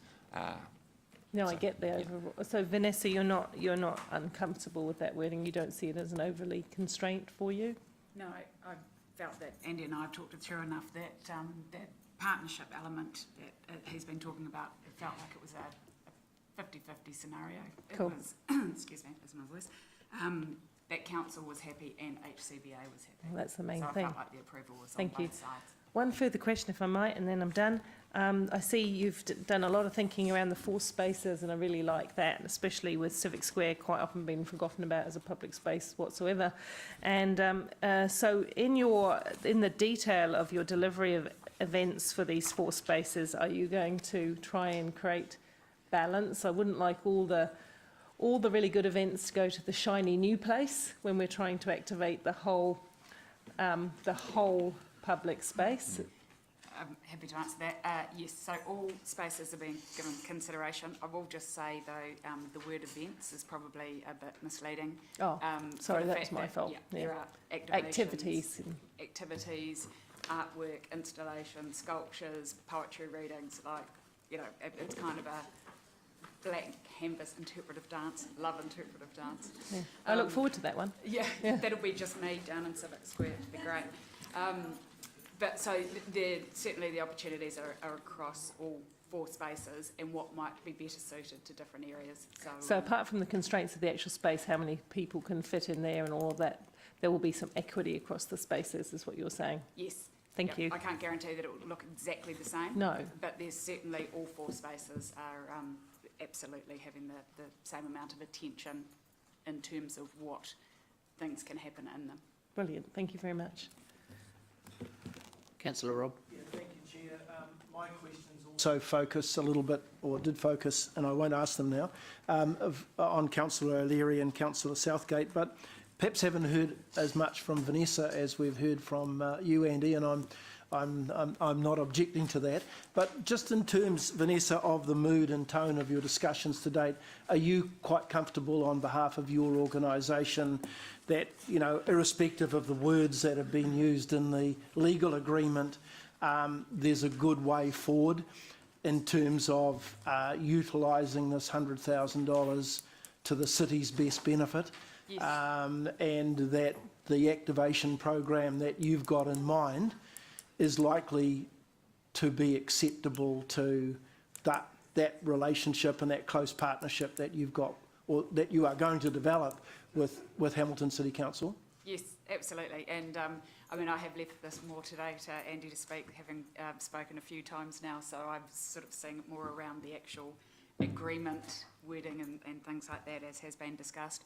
But certainly with all discussions we've had and agreements we've had of things that need to happen to allow activations and activities to be put together have been going really well. So Okay, so since we approved the $100,000 a year for the next 3 years, what sort of feedback have you had from your members and those other potential funders who might now come to the party and help fund some of those activities that will help create this activation program? Do you sense that there are others coming to the table now suggesting that they are keen to participate?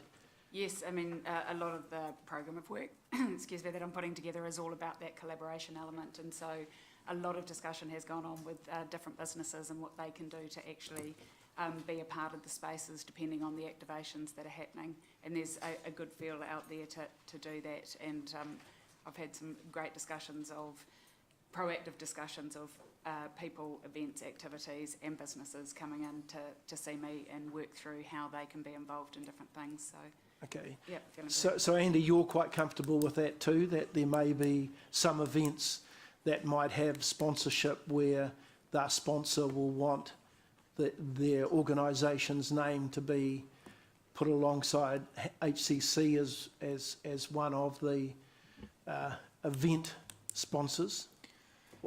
Yeah, the absolute reality of lots of the events that occur within our public spaces is that we, as council, we provide the space and allow the sponsorship to take place in any number of ways. So this agreement doesn't change that, and we would expect there's more on offer that won't have council's name than just council being the lead sponsor. Yeah, okay. And just one final question, Vanessa. Do you think our 100,000 has livened up the market?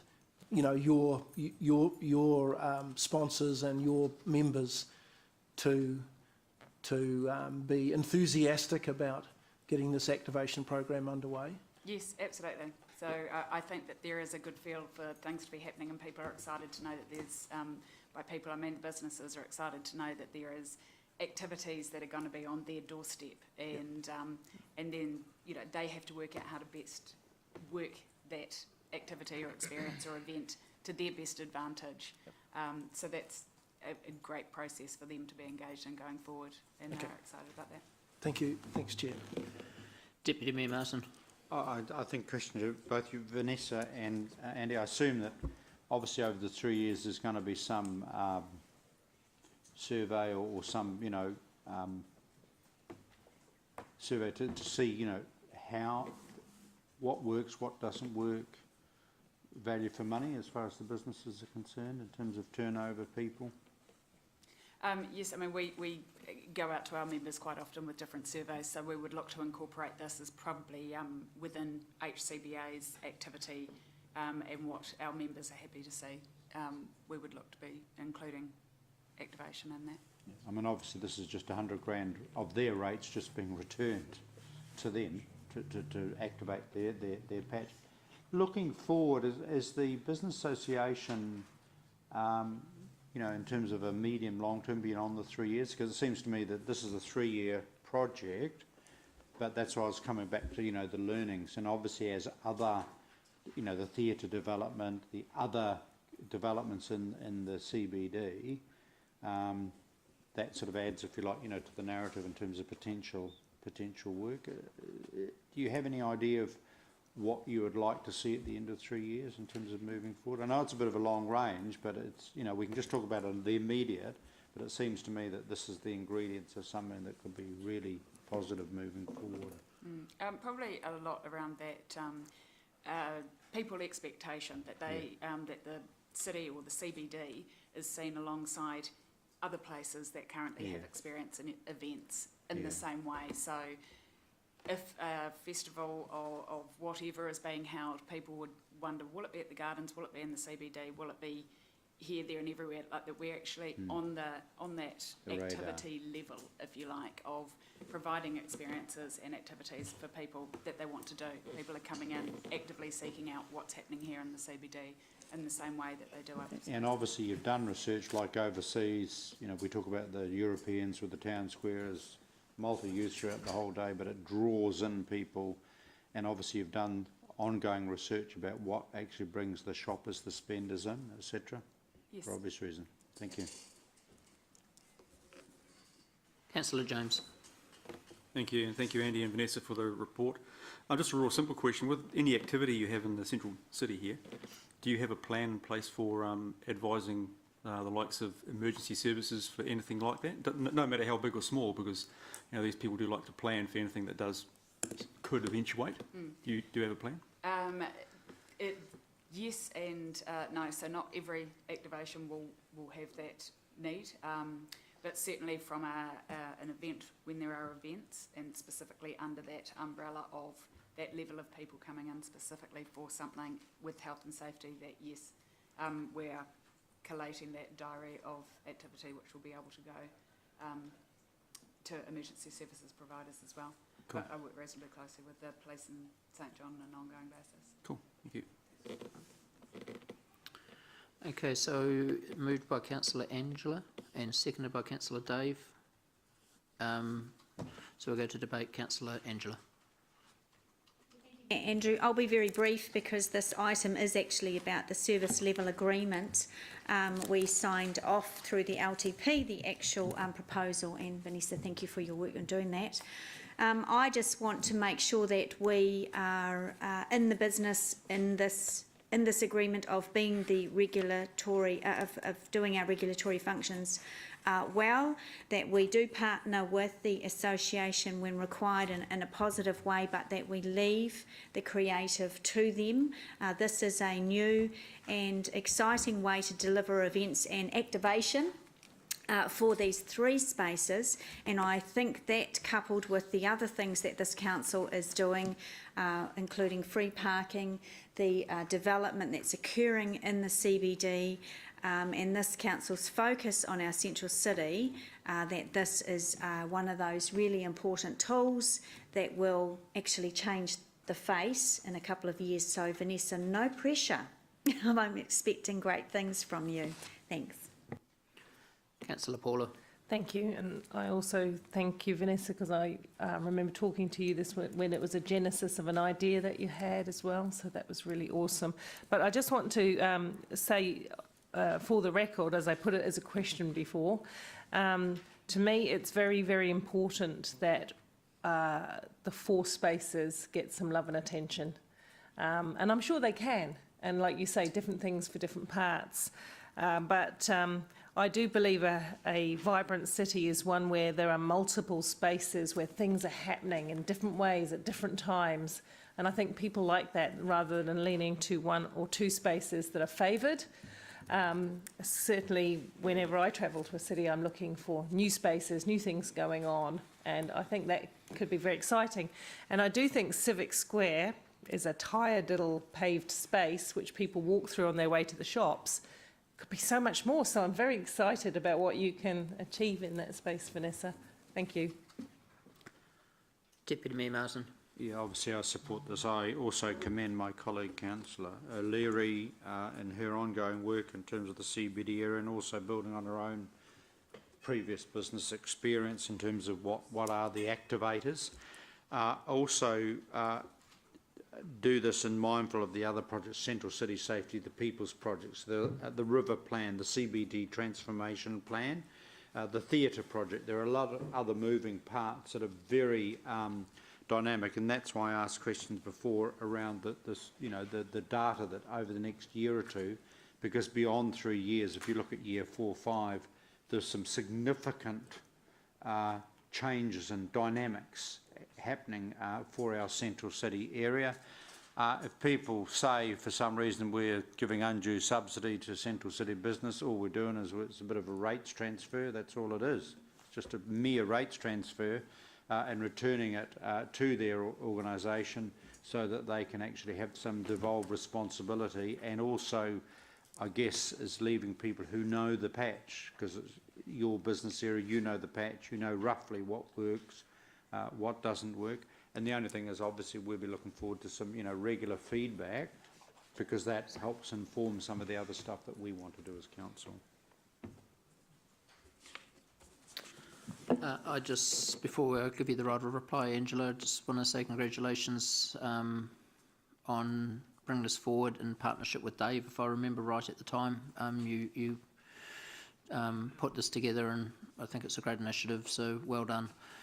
I also share your concerns, Councillor Angela, about council and particularly political interference in a process where we're handing it over, and I think you've established rightly that there's support from council rather than a partnership model. So Hamilton Central Business Association making the calls here, and we're getting in and supporting you with these. So congratulations on picking up on that and bringing that up. I think it's important that this is externally run without interference from this building. I think you can do it very well with your members. So,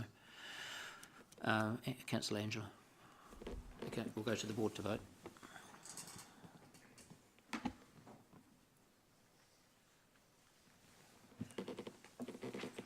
The motion is carried unanimously. Okay, we'll come back at 10 to 12 after a break. Thank you.